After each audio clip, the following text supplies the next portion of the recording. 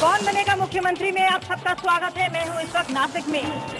उद्योग की और नए उद्योग की कमी हो या फिर बढ़ती बेरोजगारी, लेकिन ऑटो की समस्या भी आप बनी हुई है। ऑटो की समस्या खासतौर से नहीं, ऑटो चालकों की समस्या। और इसीलिए सीधे चलते हैं, हमारे साथ हैं इस वक्त सुनील बागुल जी, जो ऑटो चालक जो यूनियन है और टैक्सी चालक उनके प्रमुख हैं, शिवसेना के उम्मीदवार हैं। आपकी जो श्रमिक सेवा है, श्रम कम देखने को मिलता है और सेना ज्यादा। श्रम कम और सेवा ज्यादा बोले तो इतनी कंप्लेंट्स आती है ऑटो वालों की। चलिए नासिक की जनता से पूछते हैं कि ऑटो चालकों को लेकर कोई दिक्कतें हैं यहाँ पे? ये आपको दिक्कतें होती हैं? मोटर व्हीकल एक्ट के अंतर्गत हर एक रिक्शा के ऊपर में मीटर होना चाहिए और उस मीटर के मुताबिक में चार्जेस होना चाहिए, ये कानून है। लेकिन नासिक में ग्राहक पंचायत गए 18 साल से इसको एग्जिस्टेंस में लाने के लिए लड़ रही है, लेकिन पॉलिटिशियन से इसके लिए सपोर्ट नहीं मिल रहा है और जनता सफर हो रही है। इसके लिए इनके क्या करना चाहेंगे ये लोग? जनता से पूछते क्या समस्या है ऑटो चालकों को लेकर? समस्या तो ऐसी बहुत है मैडम। ऑटो से ज्यादा महंगाई जो चल रही है अभी महाराष्ट्र में, लोग महंगाई से बहुत डर रहे हैं, तो ऑटो का समस्या इतना बड़ा नहीं है हमारे लिए। तो महंगाई ढेर सारी समस्याएं, जैसे कि मैंने पहले भी कहा, और ऑटो चालकों की भी एक समस्या है। अब बात करते हैं अब डॉक्टर शोभा बच्चाओ, जो सिटिंग एमएलए हैं कांग्रेस की। 10 साल से कांग्रेस की सरकार रही है। आपके राजनीतिक करियर की अगर बात की जाए तो 4 चांद लगे हैं। नासिक वालों ने ढेर सारा प्यार सम्मान दिया है। आपने क्या किया है नासिक के लिए? नासिक के लिए मैं 15 साल नगर सेविका, 3 साल महापौर और अभी 5 साल से मैं विधायक हूँ और लगभग 11 महीने से आरोग्य स्टेट मिनिस्टर और अन्न नागरिक पुरवठा राज्य मंत्री हूँ। और इस कार्यकाल में ये नासिक का सर्वांगीण विकास करने के लिए मैंने बहुत सारे प्रकल्प यहाँ पे किए हैं। जब मैं मेयर थी 3 साल तो 3000 प्रोजेक्ट्स मैंने नासिक सिटी में किए हैं और ये 5 साल में सभी नासिक नगर निगम में। लेकिन जिस तरह से महंगाई लगातार बढ़ रही है और लोगों की दिक्कतें और समस्याएं बढ़ रही हैं, उसके बारे में क्या नतीजा निकाला जा रहा है?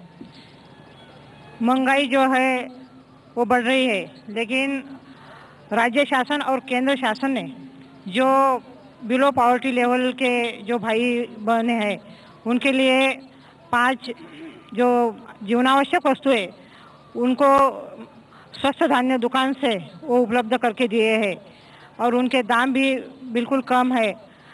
गेहूँ, चावल, दाल और तेल वो भी, और शक्कर वो भी। बहुत सारे हाथ उठ रहे हैं, बहुत सारे सवाल पूछना चाह रहे हैं। जी बोले। अब जो मंत्री महोदय ने जो किया नासिक में और महाराष्ट्र में, पूरा स्वस्थ धान्य दुकान जो भी है, हर एक को अनाज मिलता नहीं है, दुकान बंद रहती है और हर एक दुकानदार काला बाजार करता है, काला बाजार करते हैं। आम जनते तक वो जो स्वस्थ धान्य दुकान में का जो माल है वो दुकान ही बेचा नहीं जाता है। परस्पर वो जो धान्य गोडाउन है सरकारी का, कलेक्टर ऑफिस में का, वहाँ से वो परस्पर बाहर जाता है। आम नागरिक को कोई धान्य मिलता ही नहीं है इधर। नासिक फायदा नहीं मिलता जनता को, जनता जनार्दन है परेशान। आप बोलिए क्या पूछना चाहिए? मैडम यहाँ पे इतनी यंग पीढ़ी है सारी, इसलिए कुछ रोजगार नहीं आ रहा है। 10 साल हो गए सरकार चल रही है कांग्रेस की, कुछ किया नहीं। यहाँ तो नासिक जिले में 4 मंत्री पद है, वो किस काम के? उप मुख्यमंत्री यहाँ रहते हैं, आरोग्य मंत्री आपने शोभा बच्चाओ यहाँ पे, उन्होंने क्या किया है यंग पीढ़ी के लिए? इतना पूछ लीजिए। क्या कुछ हो सकता था नासिक में? क्या कुछ विकास हो सकता था, तरक्की हो सकती थी? बहुत सारी शिकायतें हैं आपसे डॉक्टर शोभा। नासिक में अभी जो हमारे मतदाताओं ने, भाई बहनों ने जो सवाल खड़े किए हैं, जो रेशन दुकान है, स्वस्थ धान्य दुकान, उसमें सब माल उपलब्ध करके दिया है। ऐसा कोई परिस्थिति नहीं है कि दुकान बंद है। अगर ऐसी कोई परिस्थिति अगर रहती है तो उसके ऊपर जरूर कार्रवाई की जाएगी। और नासिक सिटी में, इस नगर निगम में बहुत सारे विकास काम हुए हैं। उदाहरणार्थ जाते हैं जनता के पास और जानते हैं कि क्या पूछना चाह रहे हैं अपने नेताओं से। 4 उम्मीदवार आपके सामने हैं, 4 बड़ी पार्टियों के नुमाइंदे। कांग्रेस से हम बात कर ही रहे हैं, जाहिर सी बात है 10 साल की सरकार रही है। आपका क्या सवाल और किसके लिए? मेरा सवाल नहीं है, मेरा शायद जवाब ही है ये जो अभी चुनाव आने के बाद ऐसे प्रोग्राम्स होते हैं, इनमें सभी पार्टियां कहती है कि हमें पावर दो, हम सब ठीक कर देंगे। लेकिन हमारी जो समस्याएं हैं वो शायद किसी उम्मीदवार, किसी पार्टी या किसका गवर्नमेंट है उससे नहीं है। सिस्टम फेलियर जब तक ठीक नहीं होता तब तक ये सब बकवास है। महाराष्ट्र में सबसे ज्यादा अभी शोभाताई बच्चन ने कहा कि मैं 15 साल नगर सकती और अभी मंत्री थी। यहाँ को जागतिक दर्जा नहीं मिला, यह नासिक सिटी को पर्यटन स्थल का कुछ भी नहीं है यहाँ पर मिलने वाला, मिला भी नहीं है।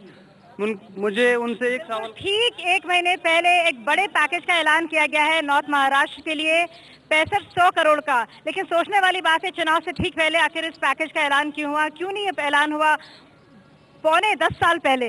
लेकिन अपने आप में वो अलग सवाल है। और कुछ आपके पास सवाल और नेताओं के लिए और उम्मीदवारों के लिए?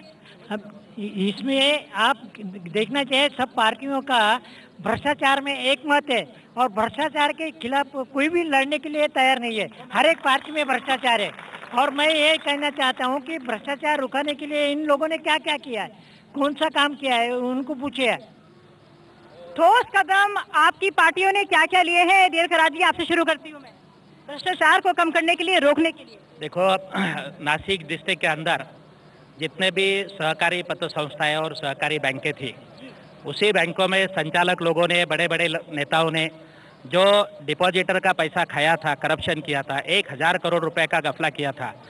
हमारी पार्टी ने सभी ठेकेदारों को साथ में लेके और समाज सेवक अन्ना हजारे को साथ में लेके एक बड़ा आंदोलन चलाया और यहाँ के जो ठेकेदार थे उनका पूरा का पूरा पैसा एक संघर्ष करके उन लोगों को देने का काम हमारी पार्टी ने किया है।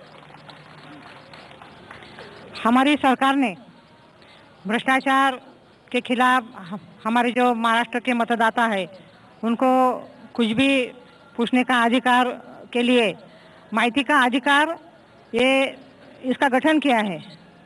और कोई भी किसी को भी अगर लगेगा कि ये क्या गठन किया है और उसका क्या नतीजा है, ये देखने वाली बात है। एक और सवाल जो पूछना चाह रहे हैं, हमारे साथ हैं शिवसेना के उम्मीदवार भी, एमएनएस के उम्मीदवार भी, पहले शिवसैनिक भी रह चुके हैं, एमपी भी रह चुके हैं। यहाँ से आप दोनों से मैं पूछना चाह रही हूँ, आप दोनों एक ही वोट बैंक के लिए, बिल्कुल एक ही वोट बैंक के लिए मराठी मानूस की आप बात करते हैं, दोनों उनको उसको जोड़ने की बात करते हैं, लेकिन आपकी पार्टियां जो हैं उसी मराठी मानूस का जो वोट बैंक है उसी को तोड़ रही है, उसी में दरारें आ रही हैं। इसके बारे में क्या कहना है? किसने कहा?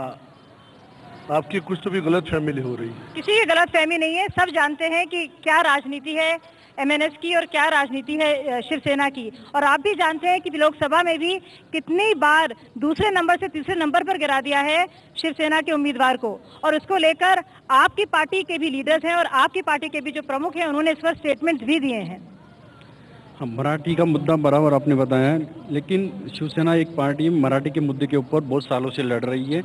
और मराठी जितने भी बम्बई में जितने लोग थे उनके नौकरी के लिए या उसके लिए लोक अधिकार समिति के तरफ से हमने बहुत सारा काम किया है। आज बम्बई के अंदर जितने भी मराठी लोग दिख रहे हैं खाली शिवसेना की वजह से दिख रहे हैं, और शिवसेना ने मराठी आदमी को बहुत कुछ दिया है और सेफ्टी भी आज है तो खाली शिवसेना की वजह से है। डिकले जी, आपसे मैं सवाल पूछेंगी, आपको लगता नहीं है कि आपके यानी एमएनएस पार्टी के चुनावी अखाड़े में शामिल होने से कांग्रेस को बढ़त मिलेगी, कांग्रेस एनसीपी के गठबंधन को? ऐसा मुझे नहीं लगता, क्योंकि मराठी आदमी के लिए कुछ करना ये कोई भी दिक्कत नहीं है। जो मराठी सीधे सीधे गणित की बात है, लेकिन मानना नहीं चाहते। इसके बारे में कौन कुछ पूछना चाहता है? आप कुछ कहेंगे? मुझे वकील साहब से एक सवाल पूछना है। हम जिस भूमि, पवित्र भूमि में बैठे हैं, कुंभ मेला की ये भूमि है, रामकुंड पे हम लोग बैठे हैं।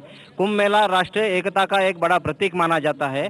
इनकी पार्टी तो प्रांतवाद पे चलती है, इनका राष्ट्रीय एकता पे भरोसा है या नहीं है, ये उन्हें बताना चाहिए।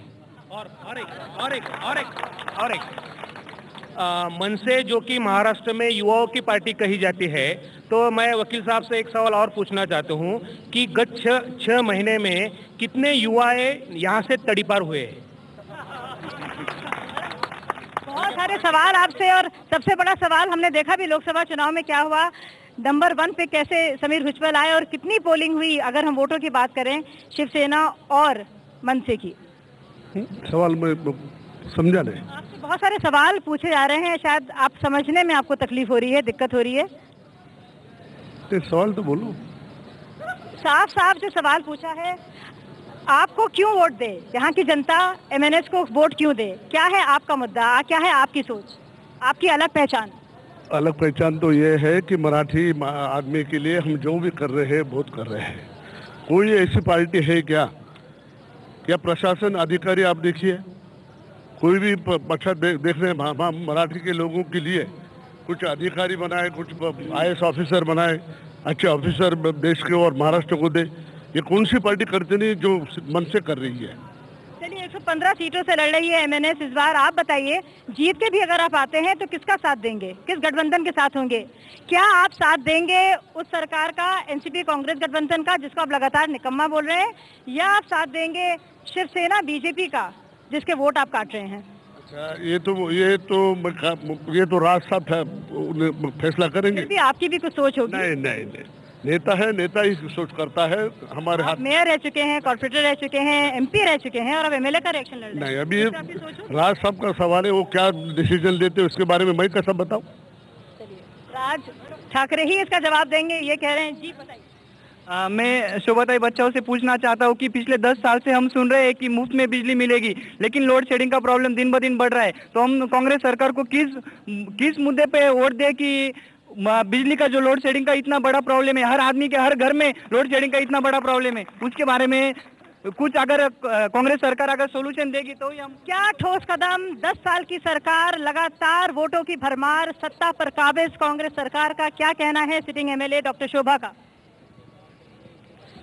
ये बात बिल्कुल बराबर है कि लोड शेडिंग है, लेकिन ये लोड शेडिंग कम करने के लिए महाराष्ट्र शासन और केंद्र शासन के विद्युत जनरेशन प्रोजेक्ट्स ये बहुत सारे चालू है और 2 साल में संपूर्ण महाराष्ट्र 0 लोड शेडिंग बनेगा। और नासिक के लिए जो उद्योग जगत में जो बिजली की मांग है, इसके लिए हमारे नासिक में 1 लेरा औष्णिक विद्युत प्रोजेक्ट जो है उसकी क्षमता वो हम डबल करने वाले हैं। डबल करने वाले हैं, कुछ इस तरह से के जवाब से आप लोग संतुष्ट हैं? जवाब तो मुझे मैं सवाल पूछने के लिए बैठा हूँ, तो मुझे क्या आप संतुष्ट हैं इनके जवाब से? नहीं। मैडम ऐसा है कि लोड शेडिंग की तो बात है, लोड शेडिंग से सबसे ज्यादा तकलीफ तो इंडस्ट्री वालों को है। मेरा कांग्रेस वालों से ये सवाल है कि वो 10 साल में उन्होंने इंडस्ट्री के लिए क्या किया? बड़ा प्रोजेक्ट कोई आया नहीं यहाँ पे, छोटे कुछ भी नया उद्योग नहीं, नया निवेश नहीं। क्या कुछ हो सकता था नासिक में, इतना बड़ा शहर और कितनी क्षमता इसमें कि रोजगार जनरेट करने की, नई इंडस्ट्री की, लेकिन कुछ भी नहीं हुआ, ज्यों की त्यों मामला ठप। नासिक में जो अभी इंडस्ट्री है उस इंडस्ट्री के लिए और अंतर्गत डेवलपमेंट के लिए ये 22 तारीख को जो कैबिनेट मीटिंग हुई, उस मीटिंग में 127 करोड़ रुपया वो इसके लिए रखा गया है और ये 3 साल में अंतर्गत जो डेवलपमेंट है इंडस्ट्री की वो होने वाली है। और नई इंडस्ट्री के लिए जगह अभी नहीं है, वो जगह जरूर हम नासिक में बनाएंगे और वहाँ पे जो भी उद्योग है वो महाराष्ट्र शासन के लाएंगे। तो गराटी से पूछते हैं क्या ये बात सही कि जगह नहीं है? नहीं, जगह MIDC में आपको हम बताना चाहते हैं कि पेलिकन पार्क जो है सिडको में 17 एकड़ का प्लॉट है जहाँ पे IT इंडस्ट्री हो सकती है, मगर सरकार की इच्छा नहीं और हमारे नासिक के जो सत्ता पक्ष के लोग हैं उनमें दम नहीं, इसके लिए नासिक में इंडस्ट्री नहीं आ रही है। अंबड़ी MIDC में भी आपको हम बताएं काफ़ी लोग हैं जो जहाँ पे प्लॉट खाली है वो प्लॉट को दूसरे मालिक लोगों को दिया जा सकता है, वहाँ पे इंडस्ट्री आ सकती है, मगर सरकार की इच्छा नहीं है। पूरी इंडस्ट्री बारामती जाती है, पुणे जाती है, नासिक के तरफ सरकार का ध्यान नहीं, यही कारण है इंडस्ट्री यहाँ पे नहीं है। इच्छा शक्ति होती अगर राजनीतिक तो वाकई में सूरत हाल कुछ और होता। आप सवाल पूछना चाहते हैं? मैडम मैं शोभा जी बच्चाओं से एक सवाल पूछना चाहता हूँ कि ये नासिक शहर के आरोग्य मंत्री रह चुके हैं, महाराष्ट्र के आरोग्य मंत्री है, यहाँ पर आम आदमी के लिए जो सुविधा होना चाहिए वो कौन सी सुविधा इन्होंने उपलब्ध की है? जैसे कि सिविल अस्पताल है यहाँ पर, और एक अच्छा सा अस्पताल जो आम आदमी के लिए बनना चाहिए, इन्होंने 4 साल में कोई कोशिश नहीं की। 10 साल में इनकी सरकार सत्ता पे थी, क्या कोशिश की इन्होंने? क्वेश्चन, अभी ये सिविल हॉस्पिटल जो है वो उधर सारे सुविधाएं हैं पर वहां तक पेशेंट पहुंच नहीं पा रहा है, क्योंकि कोई सिटी में का है वो प्राइवेट हॉस्पिटल में जाता है, और जहां पे प्लीज विलेजेस में जो भी लोग रहते हैं उनके लिए कोई तो भी एक फ्री ट्रांसपोर्टेशन वहां तक होना चाहिए। Second point for Sunil Bagol, बहुत सारी शिकायतें आप सुन रहे हैं नासिक की जनता से। वाकई में बहुत ही जागरूक जनता है और बहुत ही परेशान है, इस उम्मीद के साथ कि और भी उनकी समस्याओं का कभी न कभी समाधान निकल के आएगा। क्या कुछ नेता उनकी फिक्र करेंगे कि वोट लेकर बस भूल जाएंगे? ढेर सारे सवालों के साथ और उनकी शिकायतों के साथ फौरन हाजिर होते हैं।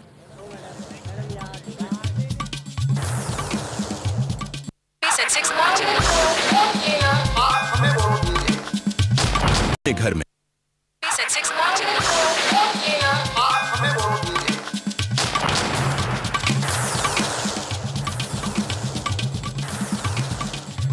नासिक के नेता चेहरे के सारे सवालों का जवाब देने की कोशिश कर रहे हैं, लेकिन बात जाहिर है, साफ है कि नासिक की जनता बिल्कुल भी संतुष्ट नहीं है और ढेर सारी शिकायतों के साथ, और वो भी एक पार्टी के खिलाफ नहीं, सारी की सारी पार्टियों के खिलाफ ये है इल्जाम की जो फिक्र करनी चाहिए थी उनकी वो फिक्र नहीं हुई, जिस तरह से उनकी हालत सुधर सकती थी वो नहीं सुधरी। आरती, क्या सवाल है आपका? मैम, मेरा ये सवाल है कि दिन ब दिन बेरोजगारी बढ़ रही, तो उसके बारे में सरकार की क्या योजना है? और मेरा दूसरा सवाल ये है कि सरकार 10 साल से सत्ते पर है, तो सरकार ने जनता के लिए क्या किया, ये मैं जानना चाहती हूँ। कोई और सवाल? मैं शिवसेना के जिला प्रमुख से सवाल पूछना चाहता हूँ कि 4.5 साल शिवसेना भी सत्ते में थी और उन्होंने मराठी के मुद्दों पर हमेशा जोर लगा के काम किया है, लेकिन 4.5 सालों में उन्होंने ऐसा बेरोजगार के लिए क्या कदम उठाया था, ये भी आप भी हमें बताइए। सिर्फ कांग्रेस वाले ही नहीं बताए, शिवसेना वाले भी बताएंगे तो अच्छा होगा। बताइए सुनील बागुल जी। जिसने पूछा उसको ज़्यादा मालूमात नहीं दिखती मुझे। शिवसेना ने जितना ज़्यादा काम 4.5 साल में किया है उतना आज तक कोई पार्टी में महाराष्ट्र में अंदर कर नहीं सकी। 171 योजना शिवसेना ने किया है। अगर कोई ज़्यादा उम्र वाला आदमी है उसका आधा टिकट से लेके, क्या आप सहमत हैं इससे? शिवसेना ने, देखो, शिवसेना हो कांग्रेस हो, सिर्फ नेता लोग खुद के स्वार्थ का काम करने का प्रोग्राम चलाते हैं। जैसा भी सरकार चलाते हैं खुद का फायदा करने का काम करते हैं, कॉन्ट्रैक्ट सिस्टम को बढ़ावा देते हैं, कामगारों का शोषण करते हैं, खंडनी वसूली, गुंडागर्दी, यह सब इनका ये कैरेक्टर है। शिवसेना हो, मनसे हो, इसी तरीके से चल रहा है। आपके काम की भी आपके भी काम की चर्चा होती, सराहना होती है, लेकिन आपका भी बहुत डर है। फैक्ट्री जो मालिक हैं आपसे डरते हैं, उद्योग की कमी है उसके। बिल्कुल बिल्कुल बिल्कुल हम बताना चाहते हैं, बिल्कुल अगर यहाँ पे इंडस्ट्री चलना है, यहाँ के कामगार को परमानेंट करना चाहिए, उसको किमान वेतन मिलना चाहिए। अगर कामगार को न्याय मिलेगा तो ये इंडस्ट्री चलना चाहिए। कामगार का शोषण होकर यहाँ पे इंडस्ट्री चलेगा तो हम संघर्ष करेंगे, ये हमारी भूमिका है। किसी ठेकेदार को बढ़ाने के लिए इंडस्ट्री नहीं चाहिए। बंद पडलेला आहे या सिटू संघटनेमुळे एक मिनट, मैं कराड़ साहब से पूछना चाहता हूँ, वो औरों के ऊपर उंगलियां उठा रहे हैं, वो खुद अपने गिरेबान में झांक के देखे कि उन्होंने क्या किया है नासिक शहर के लिए। तो ढेर सारे सवाल ना सिर्फ शिवसेना के लिए और कांग्रेस के लिए बल्कि सीपीएम के लिए भी। उद्योग की आखिर इतनी कमी क्यों, जब इतना कुछ हो सकता था और वाकई में शहर कुछ और ही दिखता।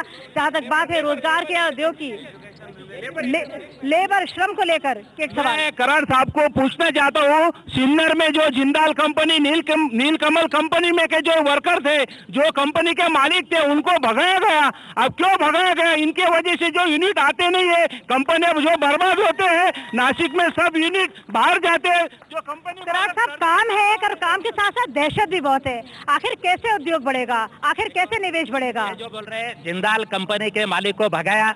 अभी जो शिवसेना का नेता है तुकाराम जी डिगोले ने एक यूनियन चलाई थी, एक ही फैक्ट्री में यूनियन लगाई और वो मालिक को भगाया। जब शिवसेना यूनियन चलाएगी तो ऐसा ही होगा। शिवसेना जब यूनियन चलाएगी तो ऐसा ही होगा। आप क्या कहेंगे बाबुल जी इस पर? इन्होंने जो बात किया है वो तुकाराम डिगोले उस टाइम कांग्रेस में थे, इनको कम जनरल नॉलेज है। चलिए, नेता लगातार पार्टियां बदलते रहते हैं, कोई इधर से उधर जाता है, इसलिए एक ट्रैक रखना शायद नेताओं के लिए भी मुश्किल हो गया है। वैसे हम बता दें, यहाँ पे एडवोकेट साहब ठिकले जी हैं, उन्होंने भी काफी पार्टियां बदली हैं और अब वो एमएनएस में आए हैं। आपने भी काफी पार्टियां बदली हैं। मैंने बदले नहीं बदले मैं सही बात है। लाइफ लॉन्ग सिर्फ एक दफे मैंने पॉलिटिकल पार्टी का टिकट लिया है। पार्टी से भी जनता को मैं ज्यादा मानता हूं। जो नगर प्रेसिडेंट था एट द एज ऑफ 27, जो शुगर फैक्ट्री का चेयरमैन है, जो बैंक का चेयरमैन है, मैं कहीं एमएलए का टिकट नहीं मांग रहा था, कॉर्पोरेटर का मांग रहा था। कांग्रेस ने मुझे दिया नहीं। लोगों ने मुझे कहा कि आप खड़े हो जाओ, मैं इंडिपेंडेंट मेयर बना। इंडिपेंडेंट मेयर बने, आप एमपी रह चुके हैं और अब एमएलए का आप चुनाव लड़ रहे हैं।